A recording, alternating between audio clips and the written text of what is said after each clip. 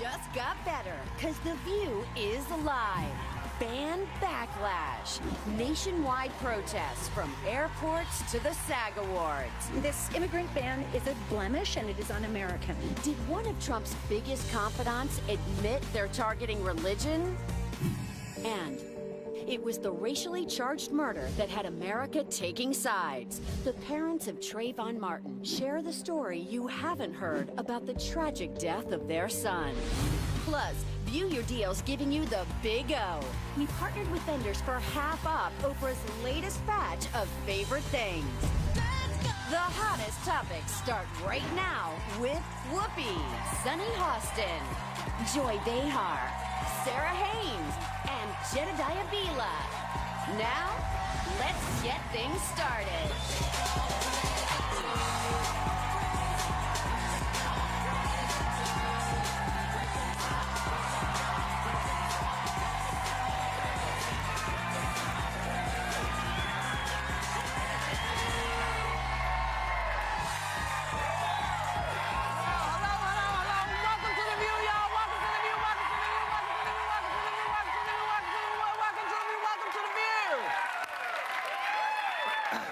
We first want to start by saying that our thoughts and prayers are with everyone impacted by the mosque attack in Quebec. But, you know, we're not going to tie this to anything except something really horrible that happened. And as facts come in, you know, we'll all see them and figure out what's going on. Right. And there's so much happening in the USA right now. This weekend, nationwide protests erupted in response to an immigration ban from 7 countries. The Trump team was quick to say it's not called a Muslim ban, but Rudy Giuliani must not have gotten that memo. Take a look. Tell you the whole history of it. So when he first announced it, he said Muslim ban. He called me up, he said, put a commission together, show me the right way to do it legally. And what we did was we focused on, instead of religion, danger. The areas of the world that create danger for us, which is a factual basis, not a religious basis. Perfectly legal, perfectly sensible, and that's what the ban is based on. So to be clear, he said Trump asked him about a Muslim ban. Right. Right? Yeah. Am I right? Is that what he said? A legal one. They figured out a way to do it legally. And so this, you know, was one of his campaign promises, but his team had to know there would be a strong response to this. So what did they think was going to happen?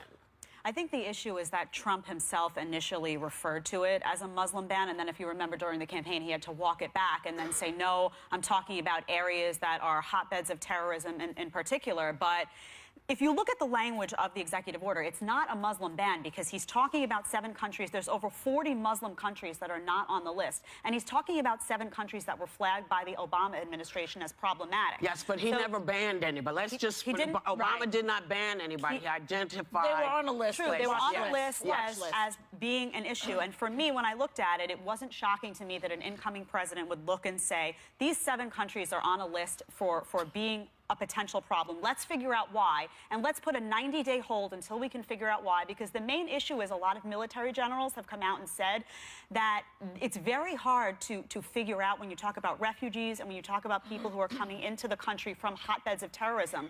The process whereby we figure this out, we don't have the cooperation of those nations, and some of this misinformation is happening. So I don't blame him for saying, let me ask with you about respect this. to these, Let me but it ask should you about never be this, called a Muslim ban.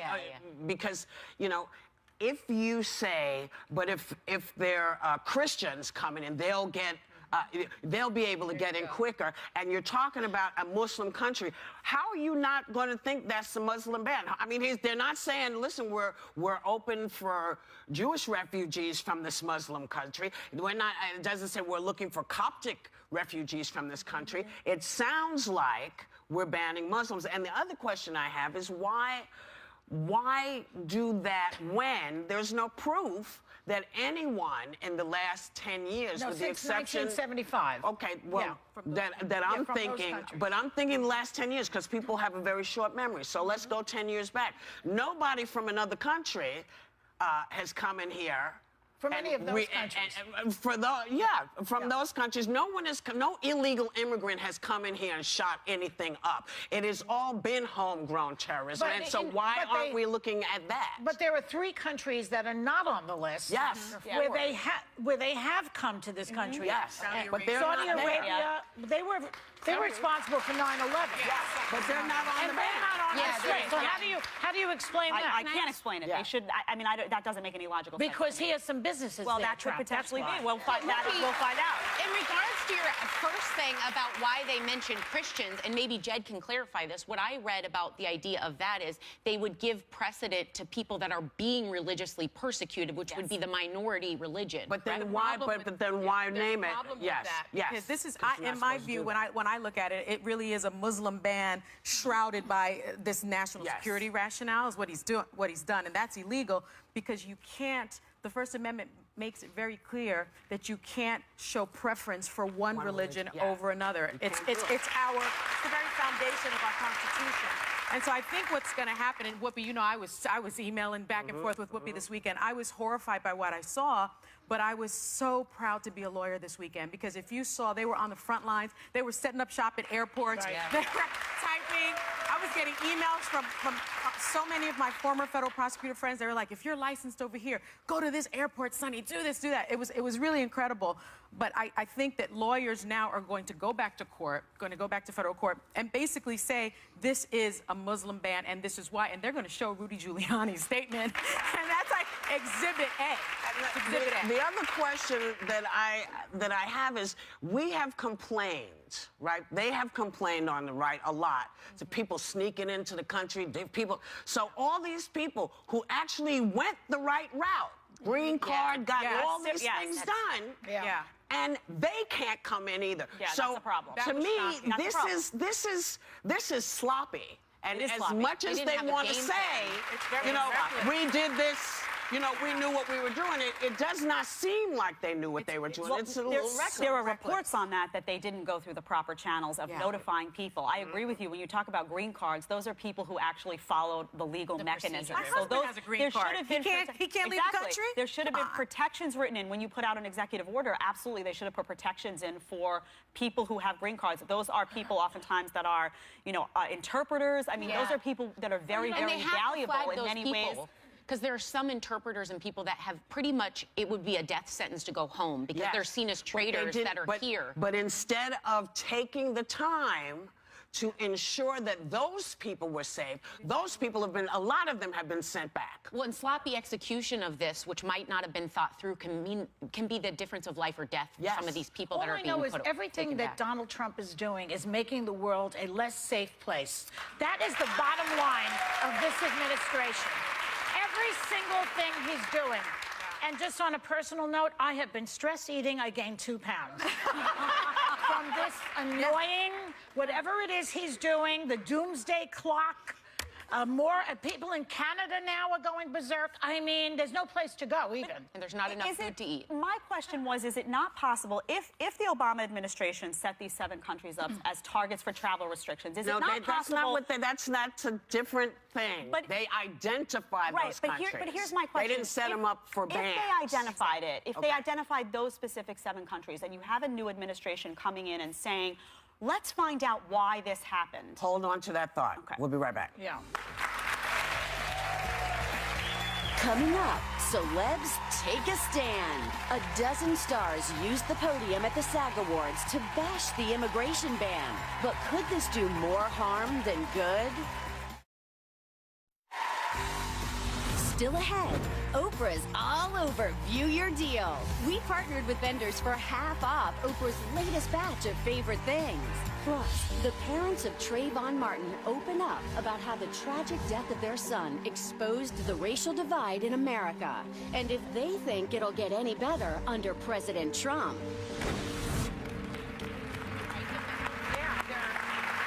So So we're back. So you were about to say something, and we had to go to break. Yeah, no, I was just saying that because when you have a new administration coming in, they gain access to information they didn't have before. And I'm just wondering if the fact that the Obama administration had listed these particular 7 countries as potentially problematic, and these are the exact same 7 countries that now he's saying put a 90-day hold, not a ban, he can't permanently ban anybody, put a 90-day hold until we review it. I'm wondering if that wasn't a factor in his decision-making. You know what? It's not a Muslim ban, though. If it were a Muslim ban, a Muslim every ban. Muslim majority like country would be banned. Is not alt-right. You know what I mean? It's a Muslim ban. That's what it is. Giuliani said But here's the other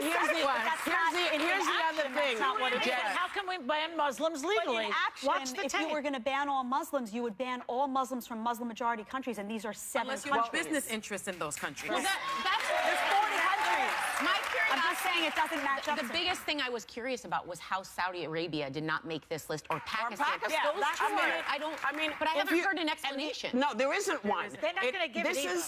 And also, you know, come on. You know, he's doing what he said he would do. This is a lot of grandstanding, but the bottom line is, if it was about safety, then let's make America safe from within. I agree with because you. If you're going to... You know, if you're going to talk about terrorists, we got a lot of homegrown terrorists. It's true. Yeah. And that has been basically who's been shooting up the clubs and the you know, where the soldiers are. The bases. The army bases. Yeah. That's all homegrown. That's not anybody coming from anywhere else. And whether you like Trump or not, that is a fact.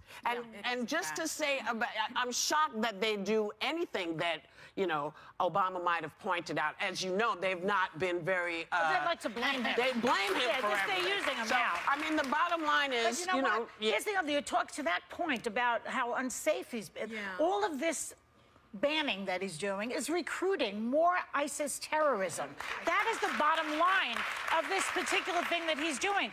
Don't you think they're using this? And you know what's interesting? They're using this I'm sure they are, but a lot of people say that those people who are intent on killing people who stand for freedom, and by that I mean Americans or any democracy that stands for freedom, are going to do it anyway. Yeah, but they they don't can need recruit. The incentive is that They're can't stand what we recruiting new stand people. for. But to Forget Whoopi's about That's point, why he has to be careful and not blanket statement everything for a religion and say and target it to appropriate places. But I think in his mind, that's what he was doing, because what do these you mean 7 countries... what do you mean they're against everything we stand for? What does that mean? I'm saying radical... That's changing radically, because we don't have a democracy pretty soon, so they won't have to worry about it. Radical Islamic extremists stand against our Constitution.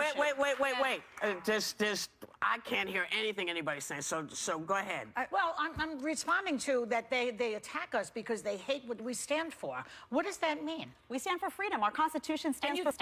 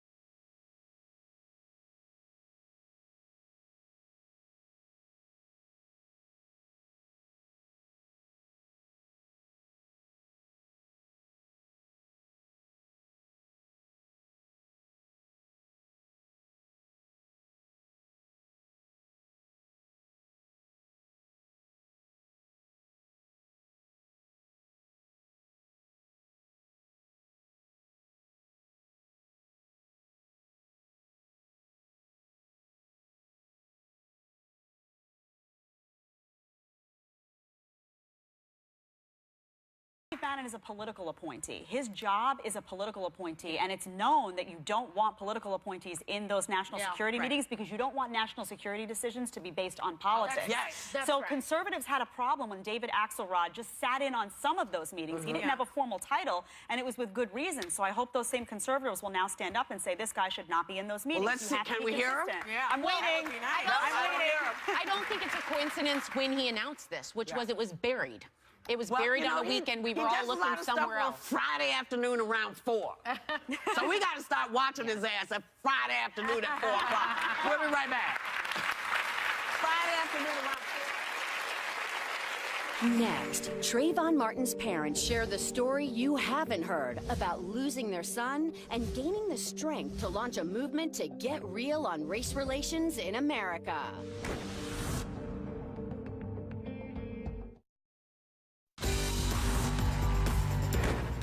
So I'm not asking for anything, any extra favors.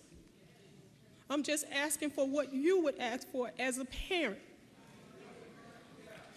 I know I cannot bring my baby back, but I'm sure going to make changes so that this does not happen to another family. It's been 5 years since Trayvon Martin, an unarmed 17-year-old, was shot and killed by a self-appointed neighborhood watchman who was acquitted of any charges, igniting a national outrage. But Trayvon's story lives on in a new book, Rest in Power, The Enduring Life of Trayvon Martin, written by his parents, Sabrina Fulton and Tracy Martin. Good to see y'all. Welcome. Welcome. So next month marks 5 years. Time moving. And y'all have written this amazing book called Rest in Power, A Parent's Story of Love, Injustice, and the Birth of a Movement. What made you decide that this was the time? How did you, what said to you, we need to put this down on paper, explain what went on? Initially, one of our attorneys mentioned to us to just jot down some notes because we might possibly write a book. But we never even envisioned writing a book. We never even had a desire to write a book. And we were still healing. It was still, you know, very raw and very painful, and we just couldn't do it. And so maybe about 2.5 years ago, the idea came back to us again and about a book, and we were like, you know, we talked about it, and we decided that we would start writing it, and we did, and it took 2.5 years later to get the book written and published and reviewed, and you know, it's our feelings about how parents feel when they lose a child. Right. Tracy, George Zimmerman has not kept a low profile since the acquittal. He's had multiple run-ins with the law. He also recently tried to auction off the gun that was used. How does it feel, or how does it sit with you that he's out there right now? It's a bad feeling because we live with this every day. It's been almost 5 years to this day for you guys, but for us as parents, it's been 1,800 days, and that's how much we miss him, because we keep up exactly with everything that's going on. So just for him to be out doing the things that he do, and knowing that our son is deceased and no longer with us, is troublesome.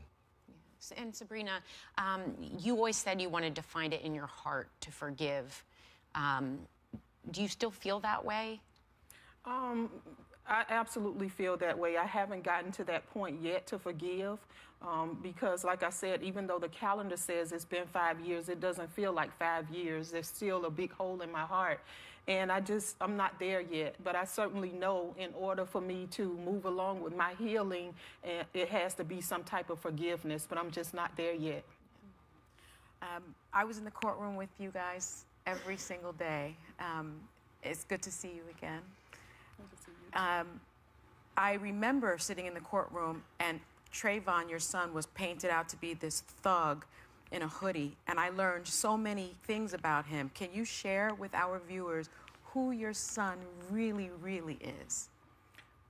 He was very, very affectionate. He was a mama's boy. I tell people that all the time, even though he probably wouldn't want me to say it. He was very affectionate. He was the average teenager. He liked to listen to music. He did everything for me. You'll see in the book he called me Cupcake, and that's because I would pretend that I couldn't do anything, and because I knew he would do it for me. And so I really miss those times. I really miss, like, when I'm sick, he tried to make soup and do all of those things. When I pull up in the driveway, he would run out to get my grocery. I just miss those things about him. And it's just unfortunate that at 17, he lost his life. What about the dreams that he had? Well, he definitely had plenty of dreams. He had hopes and becoming an aviation mechanic, doing aviation things, and his dream was cut short. What the book goes in detail about how he went with Barrington Arrington to start his aviation career as a young man, and those are some of the character witnesses that attest to who he was and that didn't really get to come out in court. And so in the book, we go in detail of who exactly Trayvon was. Right. And now, you know, we've seen this more times than I think anybody ever anticipated, with the various people who have lost their lives to, you know, stupidity. You know, that's the only way I can describe it. And so out of this comes this amazing movement called Black Lives Matter. So when you see these things continue to happen, what is it you want to say to people? What do you think will be the thing that will stop both sides, both police and anyone who's doing something, to take a beat? What can you say to people about taking a beat before they do? I think we start with becoming more diversified as a country, and start understanding each other. In order for us to understand each other, we have to sit down and be able to talk with each other. I don't know how you live in your household if I don't sit down and converse with you. So it starts with dialogue and starts with understanding each other.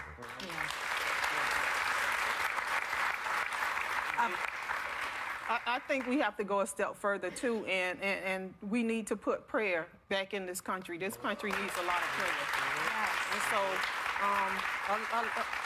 a lot of times these tragedies happen because it's not a story for us. It's a tragedy because our life doesn't just go on. Right. Our life stopped on that day and it was interrupted. But I think by us doing the work that we're doing, that we're helping other families. We're helping people who have not lost a child to senseless gun violence or illness or accident, who have not lost a child, to kind of be compassionate to the ones that have, so that they can show some action and participate and do some things.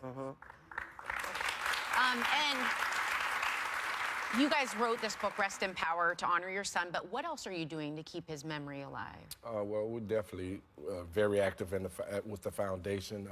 Sabrina, of course, has Circle of Mothers, what she bring in mothers and help restore their hope and their faith. And I have a program called Circle of Fathers, which we bring the men in and we educate them on everything from mental health illness in our communities to, because we're plagued with mental health issues that we don't understand. Our young women getting pregnant at the age of 13 or 14, those are mental health issues. Yeah. And so we bring the fathers in and we teach them all of these different situations, and we want them to go back in their communities and be a part of their communities and be a voice and be heard. And that way, get control of our young men and young women, and that way we can solve some of our issues. I hear that you were very, very vocal with Hillary Clinton, supporting her, and I hear you may be interested in perhaps running for office. That was a question. That was a question that one reporter asked, and I answered it, and I kind of threw myself and Tracy into the political arena. Right. But what we're doing now, that's more of a long-term goal. We're just trying to just explore the positions that are available and how we can help our community, how we can help Florida, and how we can help this country. So we're just looking right now at what positions we need to have an eye on so that we can make changes and changing the laws and changing people's mindset and attitudes and things like that. All right, well,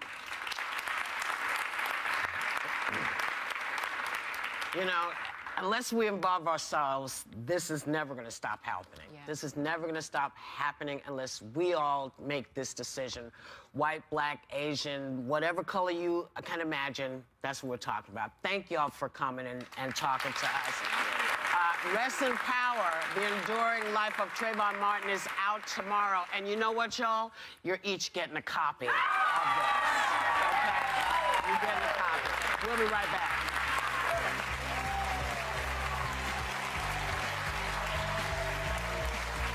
Next, view your deals feeling the Oprah effect. We partnered with vendors for half off her latest batch of favorite things.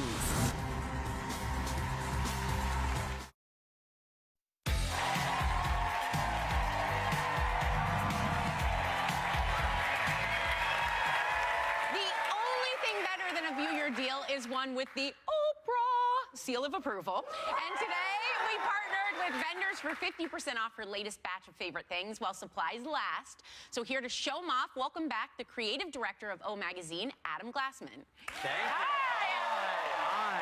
Happy New Year. New Year, new us. Yes. Really, I'm going to start off with my new favorite find. I love them. These are from Franny Goldie. I have call them on. Magic pants. You have them on. Literally, they make you look one size smaller than you are. It's like built-in thigh gap. Aren't they amazing? They look like classic trousers. No zipper, no side seams, elastic waistband that you don't even know is elastic. I love them. You know They're what's great? Really when you're picking up your kid and you bend over, nothing will show. So that is super great. You're right. Yep. Nothing and happened. They're sized from size 2 to 20. So there's a black pant for everyone out there. Originally, they are $118. Today, they're going to be 50% off at $59. These are great pants. These are great. Yes, these are great pants. That's a pair of pants you wear too many times, and then you're like, I got to get a second. I know. Now, you are wearing this fabulous chic wrap from Merci. This is really beautiful. Forget a pashmina. This is the new thing. Honestly, you can wear this on a plane. You can wear this to dinner. You can wear it as a beach cover-up in the linen. 3 different styles. You put them in the washing machine. This is a great investment. This one has pockets. This one has pockets. Totally great. It's a great investment piece. You fold it up and you put it in a little bag and you're ready to go. Oh, those are cute. Totally cute. Originally $110 to $120. Today 50% off from $55 to $60. Great. If it's good enough for Oprah, Adam. It's good enough for you and the entire audience. Literally. Now, this is something every woman needs in their wardrobe. Slimming tanks and bottoms. This is the time of year that you want to look at your lingerie drawer, reassess, update with wardrobe staples. These are wardrobe staples that shape you and are comfortable. Basics, good basics are hard to come by. Absolutely. The tops are incredible because the fabric absorbs your body heat, it stores it, and then it will release it when you need it. So you can wear these in the winter, layered underneath sweaters. And you can wear them alone when the weather gets warmer. They're so cute. The bottoms are super great because they tuck your tummy, lift your tush, and they make all your clothes look smoother. So this is Yummy by Heather Thompson. Originally $18 to $36. Today it's going to be $9 to $18. That's great. Stock up. Really, stock up. Wow. Okay. You know, I love product. I love product too, especially anti-aging skincare. This is incredible. From Dr. Nicholas Perricone. He's so good. He is so good. This is a high-end department store brand, 11 different SKUs, from cleansers to eye creams, to moisturizers, masks. I have to tell you, the Plasma Eye Cream is incredible. It tightens right underneath your eyes. Plasma in a day? Plasma. No, it tightens your eyes. It really works. Super great. Our beauty editors have given it a beauty award 2 years in a row. So, keep in mind it's a high-end line. Normally the prices are $45 to $162, but today it's going to be $22.50 to $81, plus free shipping. Oh, wow. Free shipping. It's a great And you buy. get a set, or is it No, everything is individual, so you choose whatever works for your a la carte for all skin tones and all skin needs. Love that. Okay, from Rita Hazan, who is hair colorist to the stars. She really is the queen of hair color. Yes. She does Beyonce. She does J-Lo. She does Christy Brinkley. She has products that give you that look like you've just left the salon. So, this is going to be your best friend. I'm telling you, it's a root touch-up spray. 5 different shades that comes in. So you know those times so just in between doing your hair color and you show a little gray. And you start to have a little crown. Exactly. Yeah. You put this on, it's waterproof. It will not rub off on your sheets. It doesn't sweat off when you're at the gym. It's really great. This is going to be And how long incredible. does it last? And it will last all day long until you that's shampoo great. it out. Then we have a glossing shampoo that has a hint of tint. It adds color vibrancy, so your hair color will stay great the whole month long. And then you have a weekly remedy that really repairs dull hair. Oh, that kind of gives it a Oh, lift. yeah. You know, like when your hair looks a little straw-like? Yeah, and then you want glorious locks? That's it. What are we talking, price? $25 to $42. Today, $12.50 to $21. 50%. That's great. These are great. These are great. Okay. These are not your ordinary drugstore readers. No, they aren't. Look These at are this. peepers. These are the most stylish, fashionable ones out there. Okay. They come in different strengths. Clearly. Oprah loves her glasses. She made these favorite things this year. They come in all these colors. The price is so good. You should have them in every room, all your bags. So cute. You should leave them by your book and everything. Absolutely. But also you can match your outfit to your eyeglasses. Normally, they are $22. Today, they are $11. 50% off. How cute are these? These are so That cute. is great.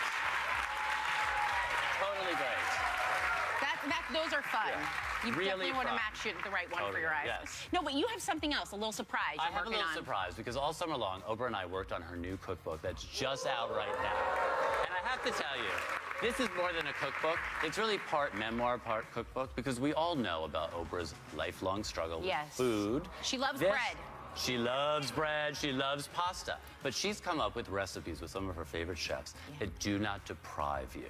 But you can count points with this, or you could just eat healthy. So it's really a fabulous cookbook. It's really beautiful. I love the turkey chili. Well, this is like, people are going to get jealous. Should we just like maybe give them one? Yes, let's. Thanks to Adam Gossman. The clock is ticking. People, you have 24 hours to grab any of these exclusive deals. And members of the audience are not only going home with Oprah's new cookbook, Food, Health, and Happiness, but also a copy of O Magazine. And we'll be right back. That was...